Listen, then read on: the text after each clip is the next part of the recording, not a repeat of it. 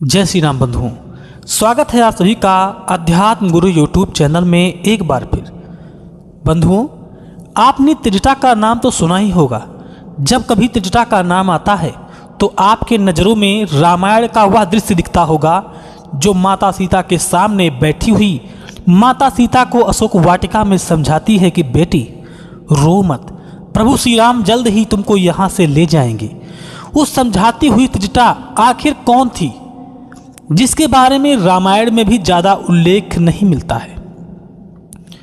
लेकिन मैं रामायण से ही आपको पूरे प्रमाण के साथ त्रिजटा के बारे में बताने जा रहा हूं कि उसका विवाह किसके साथ हुआ था, पूर्व जन्म में वह कौन थी और किसकी पुत्री थी, किसकी बहन थी, वो भी पूरे प्रमाण के साथ पन्ना लगा दूंगा आपके सामने।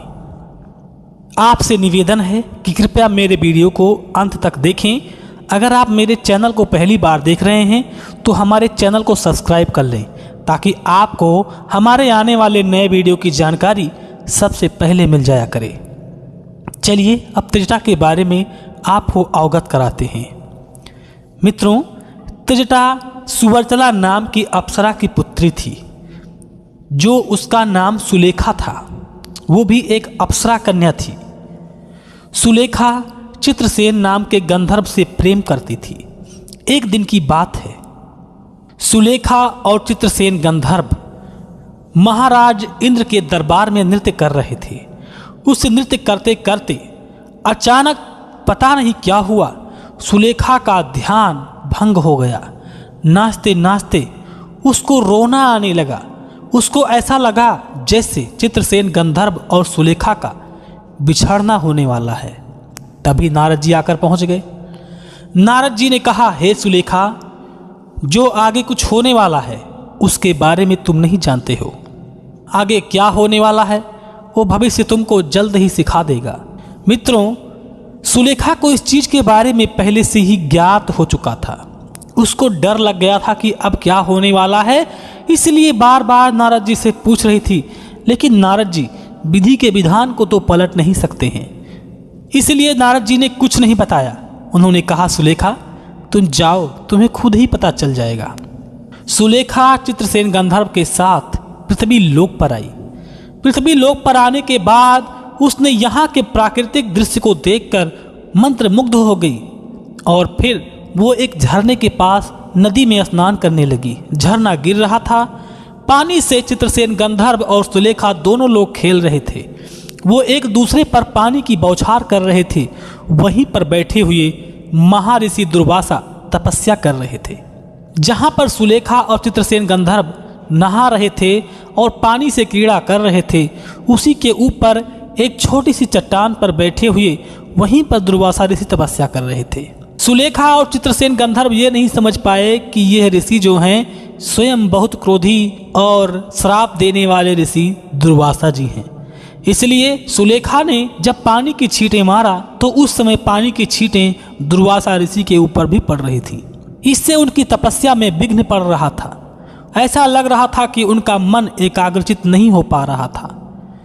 तो उस समय दुर्वासा ऋषि ने अपने आँख को खोला और उनसे कहा कि हे सुलेखा, मैं तुम्हें जानता हूँ, तुम एक अप्सरा हो और यह एक गंधर्व है। तुम दोनों यहाँ से चले जाओ, अन्यथा मैं तुम्हें श्राप दे दूंगा। सुलेखा हंसती हुई बोली, अरे ऋषि महाराज, आप ही यहाँ से चले जाइए। ये तो आपका तो है नहीं, ये प्रकृति जो है सबका है, इसलिए आप ही यहाँ से हट जाइए। बार बार पानी की क्रीड़ा करती रही और छींटें पड़ती रहीं। इसी वजह से क्रोध में आकर वहां पर ऋषि दुर्वासा ने उनको श्राप दे दिया कि जाओ, यह कार्य केवल राक्षसों का होता है और तुमने राक्षसी प्रवृत्तियां मेरे सामने प्रकट की हैं, इसलिए मैं तुम्हें श्राप देता हूँ कि तुम इसी समय दूसरे जन्म में राक्षसी कुल में परिवर्तित हो जाओगी।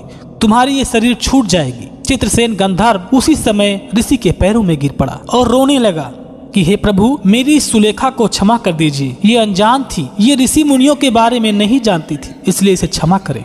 सुलेखा भी बहुत ज्यादा ऋषि के पैरों में गिरकर गिड़गिड़ाने लगी। ऋषि ने कहा, देखिए, जिस तरह धनुष से निकला हुआ तीर कभी वापस नहीं आता है, उसी तरह मेरे मुख से निकला हुआ श्राप कभी बदल नहीं सकता। लेकिन तुम इतना याचना करती हो तो मैं तुम्हें एक वरदान भी देता हूँ कि तुम्हें इसी राक्षसी स्वरूप में साक्षात नारायणी के दर्शन होंगे, नारायण के भी दर्शन होंगे और तुम्हें मुक्ति मिलेगी। दोस्तों, त्रिजटा को ये वरदान मिला कि तुमको स्वयं माता सीता की सेवा करने का मौका मिलेगा, जो लक्ष्मी स्वरूपा हैं, और स्वयं भगवान विष्णु अवतार श्री राम के दर्शन होंगे और तुम्हें तब जाकर मुक्ति मिलेगी। इस तरह से त्रिजटा का वो शरीर त्याग कर वो नए शरीर में परिवर्तित हो गई और उसका जन्म जहाँ हुआ उसका प्रमाण मैं आपको दे रहा हूँ। स्वयं गोस्वामी जी ने लिखा है, त्रिजटा नाम राक्षसी एका, रामचरण रति निपुण विवेका। मानस में मात्र इसी राक्षसी के लिए गोस्वामी जी ने त्रिजटा के लिए रामचरण रति निपुण विवेका कहा है, परंतु उसके अंतरात्मा में राम के चरणों में प्रेम राक्षसी होकर भी आया कैसे? तो आप जानते ही हैं, उसको पूर्व जन्म का वरदान था, इसलिए प्रेम आ गया। त्रिजटा कौन थी, यही प्रश्न विचारणीय है। इस संबंध में हिंदी शब्द सागर अशोक वाटिका में सीता जी के पास रहती थी। मानस में भी त्रिजटा के संबंध में विशेष उल्लेख नहीं प्राप्त होता है। महाभारत के वन पर्व अध्याय 281 में त्रिजटा का उल्लेख उन सखियों के साथ मिलता है जो सीता जी के पास उनकी देखभाल के लिए नियुक्त की गई थी, जिनमें त्रिजटा, त्रिच्छी, दिव्याक्षी, दृग्जीवा, अज्जीविका, ललाटाक्षी, एकपादा, त्रिअस्तनी, एकलोचना आदि मुख्य थी। त्रिजटा की उत्पत्ति के संबंध में ऐसी कथा प्राप्त होती है कि माली नाम का राक्षस जो रावण का नाना था, माली सुमाली माल्यवान, माली नाम के राक्षस की एक पुत्री थी जिसका नाम था कंचुकेशी। वो पुत्री एक बार कंचुकेशी विश्रवा यानी रावण के पिता के पास निकट गई। उसने वहां पर हरि कीर्तन के माध्यम से ऋषि को प्रसन्न कर लिया। उनके रतिदान से कंचुकेशी गर्भवती हुई। कंचुकेशी की सेवा से प्रसन्न हुए ऋषि ने उसे वरदान दिया कि तुझसे उत्पन्न पुत्र साधु और भगवान का भक्त होगा। तुझसे जो पुत्री होगी वह ईश्वर की दासी होगी। दोस्तों, मैंने पहले ही आपको बता दिया था, त्रिजटा को जो वरदान था वो स्वयं दुर्वासा ऋषि ने श्राप देते हुए कुछ बातों को वरदान में बदल दिया था। वही वरदान यहाँ फलीभूत हो रहा है। इस आशीर्वाद के फलस्वरूप कंचुकेशी से पहले विभीषण जी हुए, जिनकी भक्ति विश्व प्रसिद्ध है। फिर त्रिजटा हुई जो भगवान के चरणों में असीम भक्ति रखती थीं। बड़े होने पर रावण, विभीषण, कुंभकर्ण और ऋषि मुनियों को तप करते हुए देखकर त्रिजटा भी तपस्या करने की इच्छा प्रकट की। रावण, कुंभकर्ण, विभीषण, त्रिजटा ने नर्मदा के तट पर घोर तपस्या किया। इन सबकी तपस्या से प्रसन्न होकर ब्रह्मा जी इन्हें एक इच्छित वरदान दिए। रावण ने वरदान मांगा कि वानर और मनुष्य को छोड़कर किसी भी से न मरे। कुंभकर्ण ने सरस्वती जी से प्रेरणा से 6 माह सोना अर्थात 6 माह की नींद और 6 माह जागना मांगा। कहीं कहीं पर 6 माह सोना और 1 दिन जागने का उल्लेख भी मिलता है। विभीषण तथा त्रिजटा ने भगवान की अक्षुण भक्ति मांगी। ब्रह्मा ने सबको उनके इच्छित वरदान भी दिए। इस तरह से त्रिजटा रावण की बहन थी, यानी विभीषण और रावण की दोनों की बहन थी, जो रावण के मौसी की पुत्री थी, क्योंकि रावण के माता का नाम था कैकसी और कैकसी के चाचा की पुत्री थी माली की, जिसका नाम था कंचुकेशी। कंचुकेशी रावण की मौसी लगती है रिश्ते में। इस तरह से रावण और विभीषण की त्रिजटा बहन थी। मित्रों, रावण को मारने के बाद जब त्रिजटा से माता सीता छोड़कर जा रही थी और उस समय त्रिजटा ने माता सीता को बहुत सजाया था। इसके बाद त्रिजटा प्रभु श्री राम से मिलने के लिए आई। उस समय माता सीता ने त्रिजटा के बारे में सारी बातें बता दी कि यही वो राक्षसी है जिसने मुझे वहां जीवित रखा, अन्यथा मैं तो वैसे ही मर जाती। इस बात को सुनकर प्रभु ने उन्हें वरदान दिया, कहा, हे त्रिजटे, तुम मेरी मंगलदायक वाणी सुनो। कार्तिक, बैसाख, माघ और चैत इन 4 महीनों में प्रथम के 3 दिन श्रेष्ठ मनुष्य तुझे प्रसन्न करने के लिए जब स्नान करेंगे तो इससे तू कृतार्थ हो जाएगी।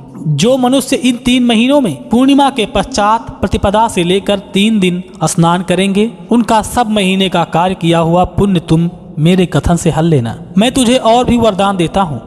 सुन, अपवित्र गृह में सविधि किए हुए श्राद्ध तथा हवन आदि भी यदि कोई क्रोध से भी किए हों तो वह सब तुम्हारे होंगे। यह भी सुनो कि बिना तेल लगाए पांव का धोना, बिना तिल के तर्पण करना, ये भी तुम्हारे होंगे। और हे त्रिजटे, दक्षिणा रहित सभी श्राद्ध तुझे प्राप्त होंगे। इस प्रकार बहुत से वरदान देकर त्रिजटा, शर्मा, विभीषण, सुग्रीव, मकरध्वज तथा वानरों सहित आकाश मार्ग से सीता को युद्ध स्थल को दिखाते हुए प्रभु श्री राम अयोध्या के लिए चल दिए। दोस्तों, इस तरह से त्रिजटा को श्राप की वजह से राक्षस योनि में जन्म लेना पड़ा था, जिस कथा को मैंने विस्तार से आपको सुनाया है पूरे प्रमाण के साथ। त्रिजटा का विवाह किसके साथ हुआ था, इस संबंध में मैं आपको दूसरे वीडियो में जल्द ही बनाऊंगा। आपको अगर यह कथा अच्छी लगी हो तो मित्रों इस वीडियो को लाइक करें, अपने मित्रों के पास शेयर करें और चैनल पर अगर नए हैं तो चैनल को सब्सक्राइब जरूर करें, ताकि ऐसे ही ज्ञानवर्धक कथाओं से आप वंचित ना रहें। अब लेते हैं इजाज़त, मिलेंगे इसके पार्ट 2 को लेकर जल्द ही। तब तक के लिए जय श्री राम, जय हिंद, जय भारत।